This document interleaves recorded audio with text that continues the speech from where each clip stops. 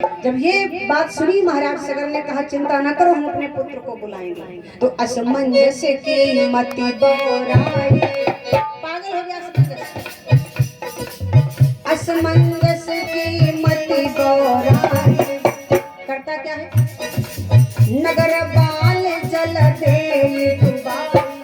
नगर के बाल को उठा के कहीं तो तालाब में डुबो देता, कहीं को उठा के कुएं में डाल देता, कहीं गला दबा के मार देता, ऐसा करता है। लेकिन देखी अनीति सगर फटका, महाराज सगर ने ऐसी अनीति जब देखी अपने बेटे के द्वारा तो बुलाया, इधर आओ, समझाया ये हमारी प्रजा है, ये हमारे सहारे हैं, और हम अगर इनके साथ में ऐसा करेंगे तो ये बेचारे कहाँ जाएंगे। लेकिन असमंजस पर इसका कोई प्रभाव नहीं पड़ा। जब असमंजस पर कोई प्रभाव नहीं पड़ा, वही क्रिया असमंजस करता रहा। महाराज सगर ने सोचा कि अब इसको इस राज्य में रहने का अधिकार नहीं है, और राजा के लिए नियम सबके लिए होता, चाहे उसका पुत्र हो चाहे प्रजा हो। महाराज सगर ने क्या किया, देखी अनीति सगर फटका, किया क्या, असमंजस सुत दिया निकाल, तुरंत राज से बाहर कर दे, जाओ तुम्हारा काम खत्म, यहाँ नहीं रह सकते।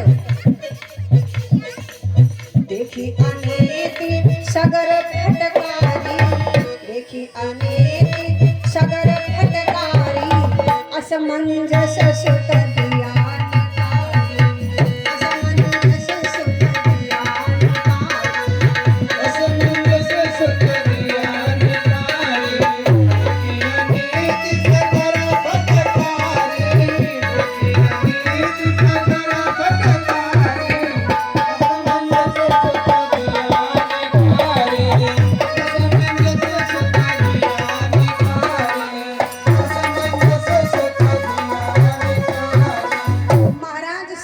क्या किया, असमंजस को राज्य से बाहर निकाल दिया, जाओ इस राज्य में तुम्हारा कोई काम नहीं।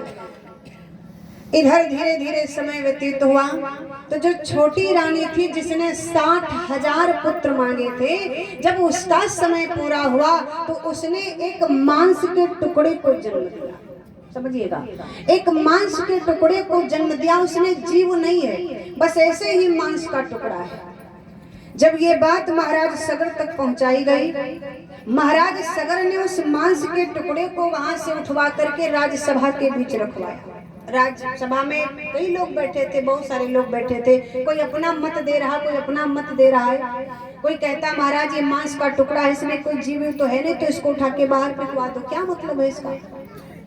जैसे इतनी बात कही, यही बात हो रही थी, तो महाराज सगर ने कहा, सैनिकों को बुलाया, कहा ठीक है ऐसा है, इस मांस को उठा के बाहर फेंको।